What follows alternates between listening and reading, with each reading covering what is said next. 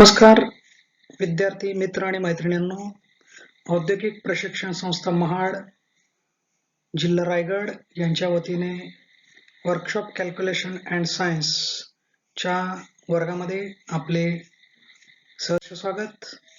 मित्र हो, आपण पाहत आहोत कार्य, शक्ती आणि ऊर्जा. या पाठापूर्वी आपण शक्तीची माहिती किंवा शक्ती या राशी संदर्भात बरंच काही पाहिलेलं आहे. इथे कार्य करण्याच्या दराला शक्ती असं म्हणतो किंवा एक वेळेमध्ये केलेल्या कार्याला शक्ती असे म्हणतात, अशी शक्तीची व्याख्या आहे. आणि शक्ती ही कार्य आणि वेळ यांच्या गुणोत्तराने दिली जाते. तर या पद्धतीनं आपण सूत्र हे अत्यंत संक्षिप्त स्वरूपात सुद्धा लिहितो, P = W/T. मित्र हो, W म्हणजे वर्क, कार्य. या कार्याची जी मूलभूत संकल्पना आहे ती लावलेलं बल आणि विस्थापन यांच्या गुणाकारानं आपल्याला मिळत असतं. त्यामुळे शक्ती बरोबर लावलेलं बल गुणिले विस्थापन भागिले वेळ या सूत्राने देखील दिलं जातं. आणि हेच फॉर्म्युलेशन आपण या संक्षिप्त गोष्टींसाठी सुद्धा वापरत असतो.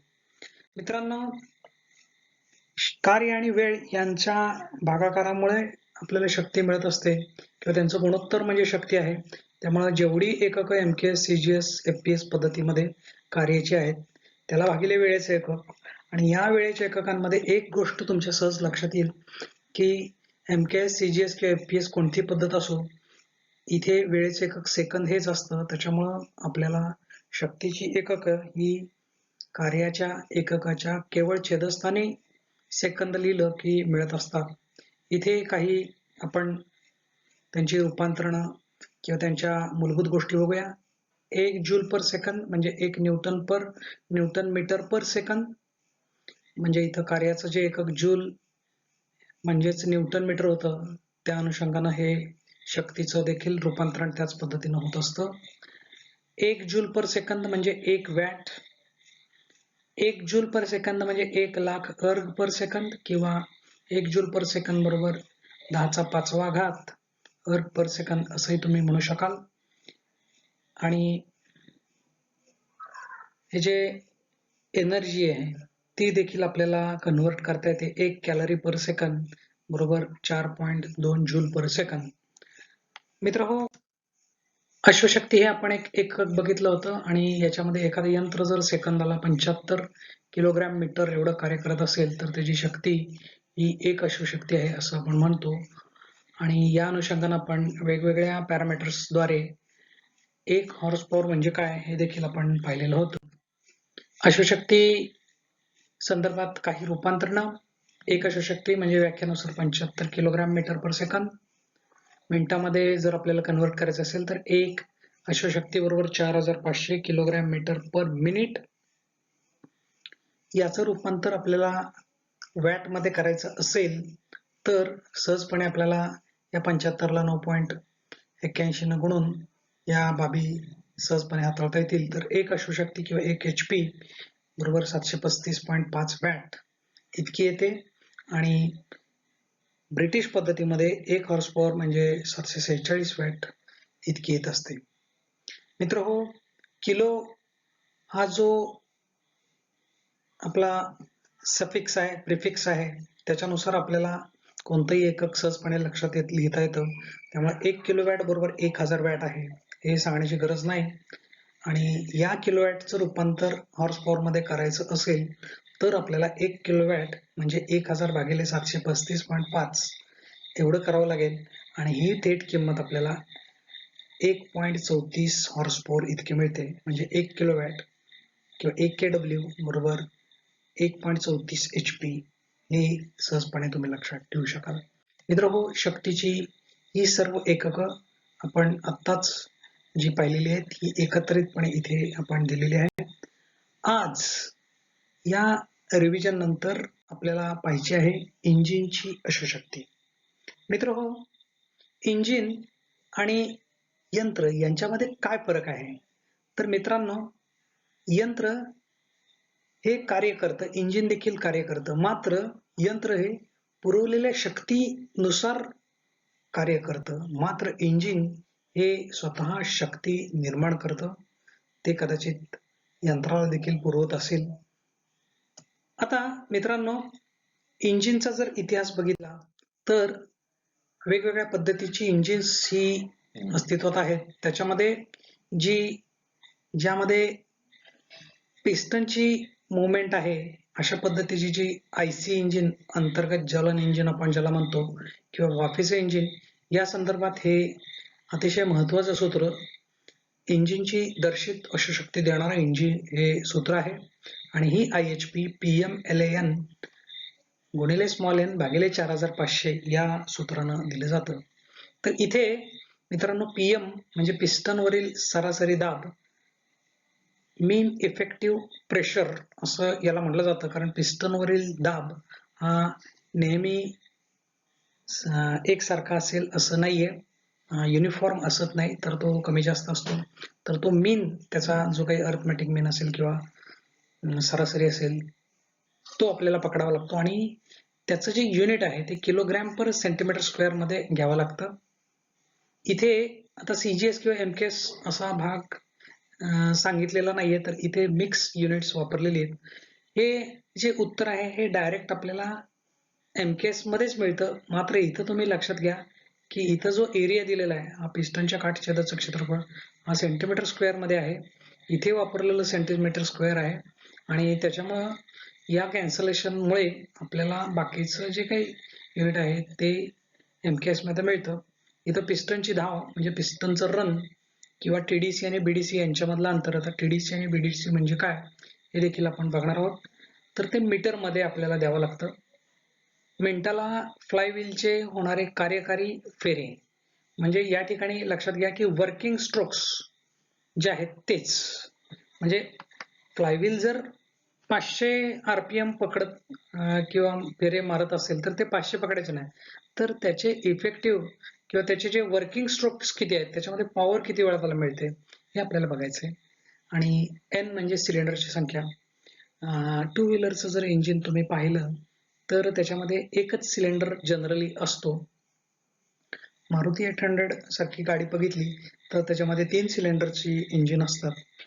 बाकीच्या ज्या सेमी सेडान पद्धतीच्या गाड्या आहेत त्याच्यामध्ये 4 सिलेंडर इंजिन जनरली असतात, आणि मोठे ट्रक्स असतील त्याच्यामध्ये 6 सिलेंडर, 8 सिलेंडर किंवा त्याही पेक्षा मोठे मल्टी एक्सेल्स असतील तर 12-16 सिलेंडरचे देखील इंजिन्स हे असू शकतात. तर आपल्याला आता हे PMLAN भागिले 4500 याच्यामध्ये हा जो मिनिटाला फ्लायव्हीलचे जे काही फेरे होणार आहेत, कार्यकारी फेरे, वर्किंग रेव्होल्युशन्स किती आहेत, याच्यासाठी आपल्याला एक भाग बघायचा आहे. तर यामध्ये मित्रांनो एक लक्षात घ्या की इथे जे फ्लायव्हीलचे फेरे आहेत, कार्यकारी फेरे याला म्हणतात, वर्किंग किंवा मीन इफेक्टिव्ह रेव्होल्युशन्स, आणि RPM यांचा काय संबंध आहे हे आपण बघूया. तर इथे IC इंजिन आणि वाफेचे इंजिन असे दोन इंजिन्स इथं आपण अभ्यासणार आहोत. इथे IC इंजिन मध्ये म्हणजे अंतर्गत ज्वलन इंजिन जनरली आपल्या सर्व गाड्यांना हे वापरलं जातं, टू व्हीलर असो, फोर व्हीलर असो. आणि याच्यामध्ये दोन प्रकारचे पुन्हा भाग असतात. एक आहे टू स्ट्रोक इंजिन किंवा द्विघाती इंजिन आपण मराठीमध्ये म्हणतो, आणि दुसरं चतुर्घाती इंजिन किंवा फोर स्ट्रोक इंजिन असं आपण याला म्हणतो. तर यामध्ये जर टू स्ट्रोक इंजिन असेल तर यांची किंमत ही RPM इतकी घ्यायची, आणि जर चतुर्घाती असेल तर ती RPMच्या निम्मी घ्यायची, म्हणजे RPM भागिले 2 घ्यायची. वाफेचे इंजिन पूर्वीच्या काळी वापरले जायचे, त्याच्यामध्ये दोन प्रकार होते, एकेरी कार्यप्रणाली आणि दुहेरी कार्यप्रणाली, सिंगल ऍक्टिंग आणि डबल ऍक्टिंग असं याला म्हटलं जायचं.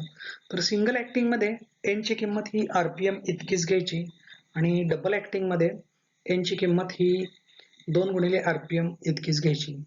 तर नेमकं हे अनालिसिस का केले गेलेलं आहे हे जर बघायचं असेल तर आपल्याला इंजिनची थोडीफार रचना पाहावी लागेल. तर आपण बघूया आता. सर्वप्रथम four stroke engine, gasoline engine किंवा इंटरनल कंबशन इंजिन, अंतर्ज्वलन इंजिन, चतुर्घाती इंजिन. तर यामध्ये तुम्हाला इथे लक्षात येईल मित्र की इथे वेगवेगळे पार्ट्स इथे यांनी दाखवलेले आहेत. हे इंजिनचं एक छोटंसं चित्र आहे, रेखाकृती. इथे या ठिकाणी जो आहे हा मेन भाग, आणि या मेन मध्ये याला ब्लॉक पिस्टन असं म्हणतात. म्हणजे हा पिस्टन आहे, हा पिस्टन वर किंवा खाली या ब्लॉक मध्ये वर किंवा खाली येत असतो. इथे याला जोडलेला हा कनेक्टिंग रॉड आहे. इथे मित्रांनो लक्षात घ्या की इथे एक त्याला थोडक्यामध्ये तिथं बेरिंग वगैरे बसवलेलं असेल, त्याच पद्धतीने इथेही एक बेरिंग वगैरे बसवलेलं असेल. हा जो भाग आहे हा क्रँकशाफ्ट आहे. या क्रँकशाफ्टला म्हणजे इथे हा जो पूर्ण वर्तुळ असण्याच्या ऐवजी असाच भाग बनवलेला गेलेला असतो. याचं कारण असं की मोमेंट ऑफ इनर्शिया किंवा याची जी भ्रमण प्रवृत्ती आहे ती मेंटेन व्हायला पाहिजे. आणि पलीकडच्या बाजूला एक जड असं चक्र लावलेलं असतं, त्याला इंजिनचं फ्लायव्हील असं देखील म्हटलं जातं. इथे आणि इथे अशा दोन हिरव्या रेषा दाखवलेल्या आहेत. याला टीडीसी आणि बीडीसी अशी नावं दिलेली आहेत. टीडीसी म्हणजे टॉप डेड सेंटर, म्हणजे टॉप म्हणजे इथं वरचं हे डेड सेंटर, म्हणजे इथपर्यंत जास्तीत जास्त हा पिस्टन जाईल. आणि इथं खाली दाखवलाय तो बॉटम डेड सेंटर, याचा अर्थ जास्तीत जास्त हा जो पिस्टन आहे तो या रेषेपर्यंत येईल. या ठिकाणी जर इथपर्यंत हा पिस्टन आला तर इथं जो हा पिन आहे ती पिन या ठिकाणी आलेली असेल, आणि जर तो खाली आला तर ही कनेक्टिंग रॉड मार्फत हा क्रँकशाफ्ट फिरेल आणि बीडीसी ला येईल, तेव्हा हा जो बिंदू आहे तो इथपर्यंत आलेला असेल. तर अशा प्रकारे या टीडीसी आणि बीडीसी मधला रन आहे. मित्र हो, इथे इंजिनचे हे वॉल दाखवलेले आहेत. इथे वॉल याचा अर्थ काय की इथं इनटेक वॉल आणि हा एक्झॉस्ट वॉल असे दोन वॉल असतात.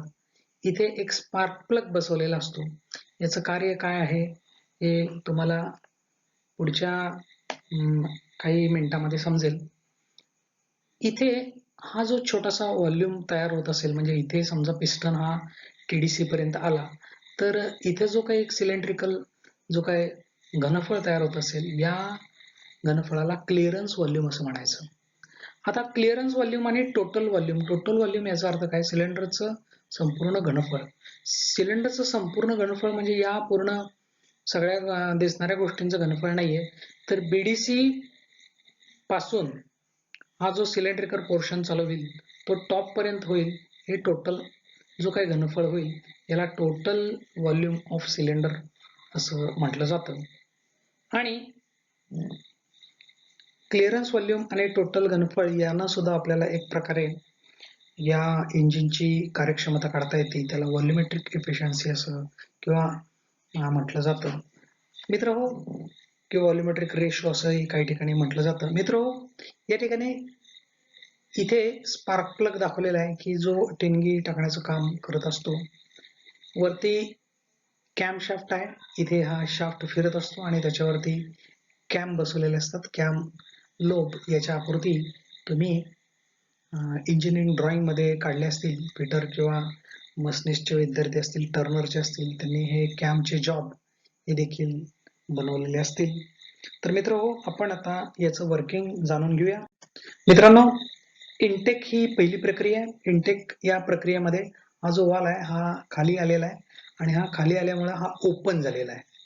आणि हा ओपन झाल्यामुळे याच्यामध्ये ओपन होताना या ठिकाणी हा जो पिस्टन आहे हा टीडीसी पासून बीडीसी कडे खाली येणार आहे, आणि त्यावेळी हे जे चक्र आहे हे अर्धचक्र फिरणार आहे. आता इथं हा वॉल ओपन झाल्यामुळे काय होणार आहे, तर इथून एअर आणि फ्युएल यांचं मिक्सचर हे आतमध्ये येणार आहे. तर हे पेट्रोल असेल किंवा आणखी डिझेल असेल, जे काही इंधन असेल ते, आणि त्याला लागणारा ऑक्सिजन एअर फिल्टर मार्फत इथं आतमध्ये पोहोचेल. त्यानंतर हा जो पहिला सायकल आहे याला पहिला स्ट्रोक असं म्हणायचं. आणि या पहिल्या सायकलमध्ये चक्र जे आहे किंवा हा क्रँक आहे हा अर्धा त्यानं रोटेशन कंप्लीट केलेलं असणार आहे, आणि याच्या शेवटच्या क्षणी हा टीडीसी पासून बीडीसी पर्यंत पिस्टन आलेला असणार आहे. आता नंतरच्या हाफ मध्ये काय घडेल, तर हा पुन्हा बीडीसी कडून टीडीसी कडे जाईल. त्याच वेळी हा जो व्हाल्व आहे तो बंद झालेला असेल आणि या केसमध्ये हा जो क्रँक आहे हा पुन्हा अर्धा भाग हा फिरलेला असेल, अर्थातच फ्लायव्हील सुद्धा त्याच वेळी अर्ध चक्र पूर्ण केलेलं असेल. याला आपण कॉम्प्रेशन असं म्हणायचं. मित्रांनो, कॉम्प्रेशन याचा अर्थ दाबणे.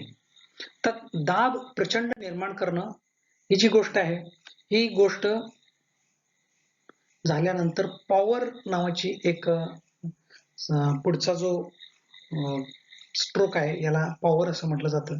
या पॉवर स्ट्रोक मध्ये घडतं काय की इथे प्रचंड या टायमिंगला इथे TDC ला जेव्हा हा पिस्टन येईल त्यावेळी मोठा स्फोट, कारण इथे अत्यंत कमी जागेमध्ये इंधन आणि ऑक्सिजन आलेला असतो. कॉम्प्रेशन झाल्यामुळं तापमान वाढलेलं असतं आणि तापमान वाढल्या वाढल्या इथे TDC ला आल्यानंतर इथे स्पार्क प्लग हा इग्निशन किंवा एक ठिणगी देतो आणि स्फोट होतो. स्फोट घडल्यामुळे हा पिस्टन जो आहे तो जोरात BDCच्या दिशेने फेकला जातो. बाकीचे सर्व जे इंजिनचे भाग आहेत ते अत्यंत मजबूत बनवलेले असतात आणि त्यामुळं याला मुवमेंट ही खालच्या दिशेने मिळते आणि ती मुवमेंट बराच काळ ही टिकून राहते. फ्लायव्हील हे अत्यंत जड असल्यामुळं जडत्व हा गुणधर्म त्याच्यामध्ये असतो आणि त्यामुळं ती गती ही या चक्राला मिळते आणि चक्राची गती ही पुन्हा या रोटरी गती ही पुन्हा एक हार्मोनिक मोशन मध्ये सुद्धा कन्वर्ट करता येत असल्यामुळे इथे हा TDC कडून BDC कडे हा पिस्टन फेकला जातो. इथे पॉवर स्ट्रोक मध्ये सुद्धा अर्ध RPM हे पूर्ण केलं जातं, म्हणजे हा तिसरा स्ट्रोक आहे. त्यानंतर एक्झॉस्ट स्ट्रोक म्हणजे यामध्ये BDC कडून TDC कडे असा या पिस्टनचा प्रवास घडतो. त्यावेळी आणखीन एकदा अर्धचक्र फिरतं आणि यामध्ये हा एक्झॉस्टचा जो वाल्व आहे तो ओपन होतो आणि याच्यामधून तुम्हाला जे दूर दूर काही असेल ती सगळी बाहेर पडते. कार्बन डायऑक्साईड, कार्बन मोनॉक्साईड जे काही घटक द्रव्य असतील ती बाहेर पडतील. तर अशा प्रकारे 4 स्ट्रोक अर्ध्या अर्ध्या RPM चे हे या IC इंजिन मध्ये घडत असतात. आता या ठिकाणी जे वॉल्व आहेत ते ऑटोमॅटिक त्या ठिकाणी ओपन कसे होतात याच्या सांगण्यासाठी मी इथे तुम्हाला एक एक्सप्लेनेशन देतो की इथं जे फ्लायव्हील लावलेलं आहे याच्यावरती एक छोटी पुली बसवली असेल आणि त्याच्यावरून एक बेल्ट किंवा गिअर हे वापरून वरचा कॅम शाफ्ट फिरवला जाईल. या मध्ये गुणोत्तर या पद्धतीने ऍडजस्ट केलं असेल की या इंजिनचं RPM 1 RPM झालं किंवा 2 RPM झाले तर या शाफ्टचं एकच RPM होईल. हे सहजपणे करता येणं शक्य आहे.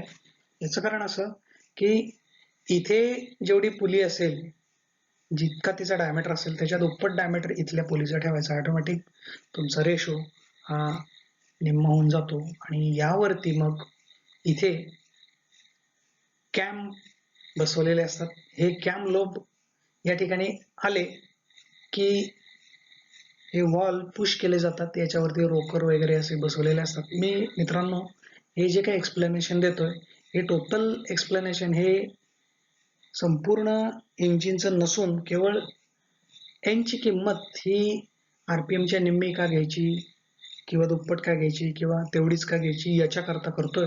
तेव्हा मित्रांनो इंजिनची जर संपूर्ण माहिती इत्थंभूत घ्यायची असेल तर मोटर मेकॅनिक सेक्शनमध्ये तुम्हाला बरीच माहिती मिळेल किंवा यूट्यूबला देखील बरेच चॅनल तुम्हाला सर्च करता येतील.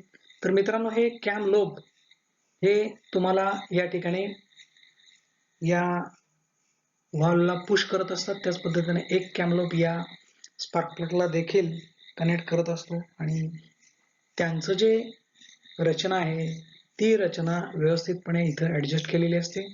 आता ही जी ऍडजस्टमेंट आहे याला टायमिंग असं म्हणतात. मित्रांनो हे टायमिंग्स हे अँगल मध्ये बऱ्याच ठिकाणी व्यक्त केलेले असतात आणि हे अँगल कसे असतात काय असतात याच्या डायग्राम्स देखील बऱ्याचशा उपलब्ध आहेत. त्या तुम्ही इंटरनेटवरती किंवा मोटर मेकॅनिकच्या सेक्शनमध्ये पाहू शकता. तेव्हा मित्र हो इनटेक मध्ये अर्धचक्र फिरतं, कॉम्प्रेशन मध्ये अर्धचक्र फिरतं, पुन्हा पॉवर मध्ये अर्धचक्र फिरतं आणि एक्झॉस्ट मध्ये अर्धचक्र फिरतं. हे गृहीत धरलं तर जेव्हा 2 RPM होतात तेव्हा एक वेळा फक्त पॉवर मिळते. त्यामुळे n ची किंमत या ठिकाणी RPM च्या निम्मी घ्यायची, हे लक्षात घ्या. आणि तर मित्रांनो, इथे हे जे आपण आता 4 स्ट्रोक इंजिन बघितलं त्याच्यामध्ये n ची किंमत ही RPM च्या निम्मी असते, हे आपल्या सहजपणे लक्षात आलं असेल. मित्रहो, यानंतर 2 स्ट्रोक इंजिनची थोडक्यात माहिती बघूया. या इंजिनमध्ये विशेष असं वेगळं भाग म्हणजे इथं इनलेट आणि आउटलेट किंवा इनलेट आणि एक्झॉस्ट व्हॉल्व नाही आहेत, तर इथे तुम्हाला या ठिकाणी इनलेट आणि आउटलेटचे पोर्ट दिसतात. इथे स्पार्क प्लग आहे आणि केवळ कॉम्प्रेशन आणि पॉवर असे दोनच स्ट्रोक इथे काम करत असतात. त्याच्यामुळं इथे आपल्याला विशेष या इंजिनमध्ये 4 स्ट्रोक पद्धतीनं जसं घडतं तसंच फक्त अर्ध्या RPM ला कॉम्प्रेशन आणि अर्ध्या RPM ला पॉवर, TDC आणि BDC ची पोझिशन ही त्याच पद्धतीची, फक्त इथं इनटेक आणि आउट एक्झॉस्ट साठी वेगळे असे व्हॉल्व नाही आहेत. तर या निरंतर चालणाऱ्या क्रिया असतात. त्याच्यामुळं इथे फ्युएल सप्लाय कायम असल्यामुळे फ्युएल इफिशियन्सी या इंजिनची कमी असते आणि नवीन काळामध्ये ही वापरली किंवा हे प्रकारचे इंजिन्स हे वापरले जात नाहीत, हे आपल्याला माहिती आहे. तेव्हा मित्र हो, हे पॉवर आणि केवळ कॉम्प्रेशन या दोन गोष्टींमुळे किंवा या दोन केवळ स्ट्रोक मध्ये असणारे हे 2 स्ट्रोक इंजिन, आणि या प्रत्येक RPM ला एक वेळा पॉवर मिळतेच, कारण दोनच गोष्टी आहेत, एक कॉम्प्रेशन आणि दुसरी पॉवर. त्यामुळं या ठिकाणी पॉवर ही 2 RPM एका RPM मध्ये एकदा मिळत असते, हे आपल्या सहजपणे लक्षात. मित्र हो, त्यामुळे हे जे 2 स्ट्रोक इंजिन आहे त्याच्यामध्ये n ची किंमत ही RPM इतकी असते, हे आपल्या सहज तुमच्या लक्षात आलं असेल. आता वाफेचे इंजिन सर्वप्रथम ऑटोमायझेशन जेव्हा चालू झालं तेव्हा पहिल्यांदा जेम्स वॅटनं वाफेच्या इंजिनचा शोध लावला आणि तेव्हापासून एक माणसाच्या किंवा वैज्ञानिक उत्क्रांतीला सुरुवात झाली.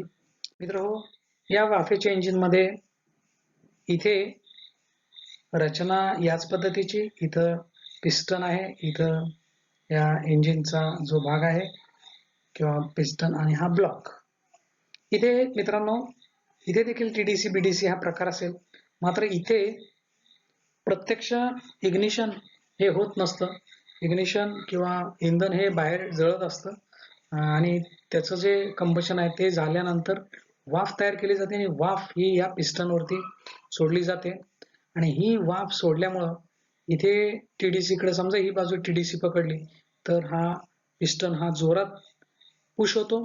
या पुश मिळाल्यामुळे इथं जो कनेक्टिंग रॉड आहे तो पुढच्या कनेक्टिंग रॉडला जोडलेला आहे आणि पुढचा कनेक्टिंग रॉडला इथे रोटरी मेकॅनिझम बसवलेला असल्यामुळं इथलं जे चक्र आहे किंवा हे डायरेक्ट फ्लायव्हील हे फिरणार आहे. इथं मित्रांनो,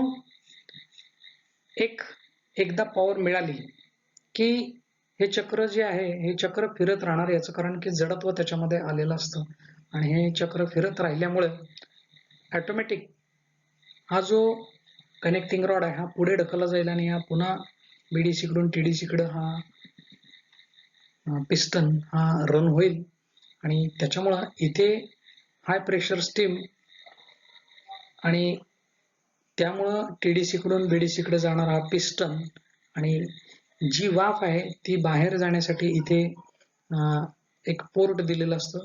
हे अर्धचक्र इथं फिरलेलं दाखवलेलं आहे आणि इथून ही वाफ बाहेर जाते.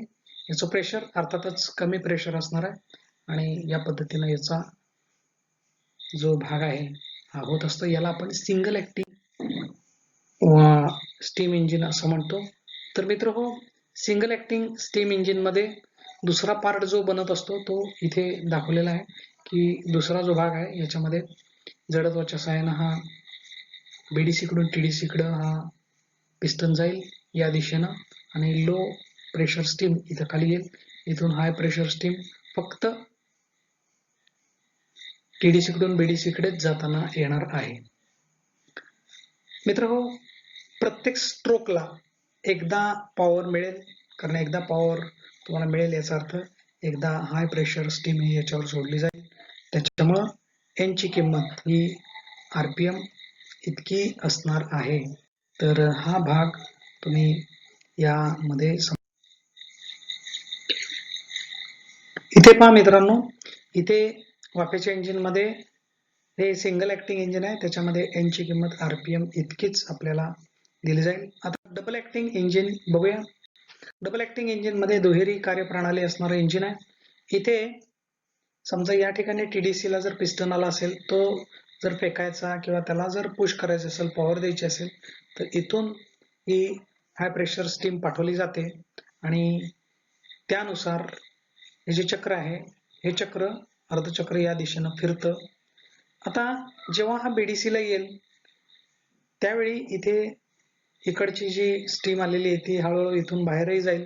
मात्र जेव्हा हा BDC ला येईल तेव्हा इथून जी स्टीम आलेली आहे या स्टीम नुसार इथं दुसऱ्या बाजूने सुद्धा याच्यावरती या पिस्टन वरती स्टीम येईल आणि ही स्टीम BDC कडून TDC कडे या पिस्टनला फोर्स करेल आणि त्या पद्धतीनं आणखीन एकदा हा जो पिस्टन आहे किंवा हे जे चक्र आहे ते फिरेल आणि इथून हा पिस्टन पुढे आल्यानंतर लो प्रेशर स्टीम इथून बाहेर पडेल.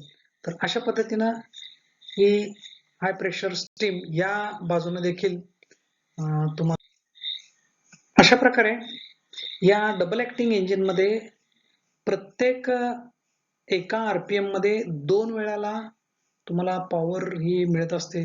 त्यामुळं एन ची किंमत ही जी तुम्हाला दिसते आहे ही एन ची किंमत ही 2 गुणिले RPM इतकी असते. तेव्हा मित्र हो, आता ही जी इंजिनची दर्शित अशक्तीचं जे सूत्र आहे IHP = PM LAN × small n भागिले 4500, यामध्ये तुम्हाला आता PM म्हणजे पिस्टनवरील सरासरी दाब, L म्हणजे पिस्टनची धाव, A म्हणजे पिस्टनच्या काटछेदाचं क्षेत्रफळ, N म्हणजे मेंटाला फ्लायव्हीलचे होणारे कार्यकारी फेरे. या कार्यकारी फेऱ्यांचा आणि RPM चा काय संबंध आहे? तर यामध्ये 2 इंजिन्स आपण बघितलेले आहेत, IC इंजिन आणि स्टीम इंजिन.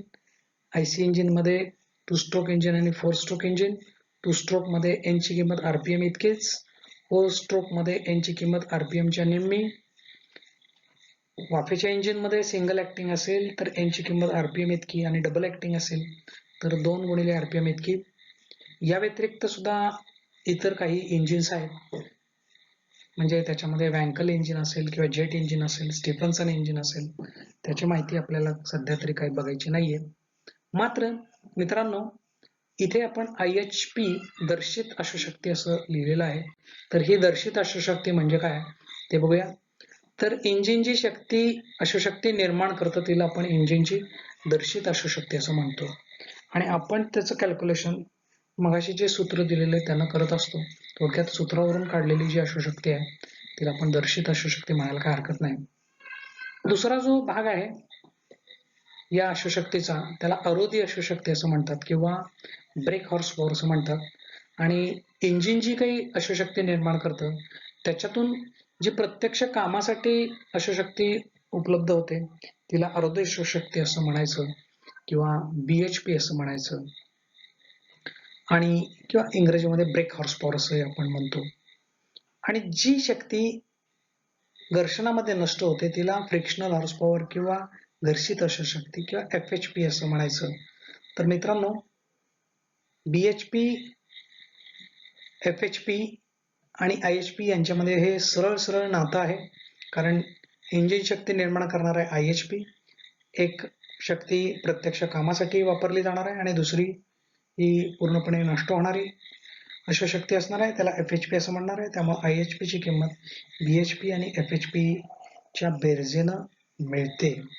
तर या पद्धतीनं या तीनही शक्ती तुम्हाला सहजपणे लक्षात येतील अशा आहेत. मित्र हो, जर तुम्ही एखादी गाडी घ्यायला गेलात तर पूर्वीच्या काळी IHP किती हॉर्स पॉवरचं इंजिन आहे हे सांगितलं जायचं. मात्र जो आयरीचा आता सध्या नियम आहे, म्हणजे जो मोटर वाहन कायदा आहे, त्याच्यामध्ये गाडीची जी अश्वशक्ती आहे ती ब्रेक हॉर्स पॉवरमध्ये द्यावी. आणि त्याच पद्धतीनं इलेक्ट्रिकल सिस्टीम सध्या जास्त प्रबळ होत असल्यामुळे किलोवॅटमध्ये सुद्धा त्याचं कन्व्हर्जन करून ग्राहकांना द्यावं, असा एक नवीन नियम या मोटर वाहन कायद्यामध्ये आलेला आहे. त्यामुळे तुम्ही जर गाडीचं स्पेसिफिकेशन घ्यायला गेलात तर त्या ठिकाणी गाडीच्या इंजिनची BHP हे शब्द वापरलेले असतात. मित्रहो, BHP, IHP, FHP यांच्या नात्यानंतर आपण इंजिनची कार्यक्षमता बघणार आहोत. इंजिनची कार्यक्षमता म्हणजे यंत्राला किंवा इंजिनला किंवा यंत्राने केलेलं कार्य भागिले यंत्राला पुरवलेलं कार्य गुणिले 100 म्हणजे शेकडा कार्यक्षमता असते, माहिती आहे. मित्रांनो, इथे कार्याच्या ऐवजी शक्ती जरी वर्क एखाद्या पुस्तकामध्ये म्हणजे यंत्राची शक्ती, यंत्राने वर्क, इथे work output divided by work input असा शब्द असण्याच्या ऐवजी power output divided by power input असा शब्द आला तरी वेगळं काही नाहीये त्याच्यामध्ये, हे लक्षात ठेवा. आता यंत्रानं केलेलं कार्य म्हणजे इथं इंजिननं केलेलं कार्य म्हणजे किती कार्यशक्ती उपलब्ध झालेली ते थोडक्यात BHP, आणि किती अश्वशक्ती उत्पन्न केलेली ती किंमत म्हणजे IHP, हे लक्षात ठेवा. त्याच्यामुळे पर्सेंटेज एफिशियन्सी BHP भागिले IHP गुणिले 100 या सूत्रानं दिली जाते. तर मित्र हो, या पद्धतीनं आपण सर्वांनी या इंजिनच्या अश्वशक्तीच्या संदर्भात व्यवस्थितपणे कन्सेप्ट क्लिअर करून घ्या. IHP PMLN गुणिले स्मॉल n भागिले 4500 हे सूत्र. IHP म्हणजे BHP अधिक FHP, याच्यामध्ये नेमकं लॉजिक काय आहे, आणि इफिशियन्सी इंजिनची जी आहे ती BHP भागिले IHP गुणिले 100 ही काय आहे ही समजावून घ्या. आणि त्यानंतर आपण लवकरच भेटणार आहोत.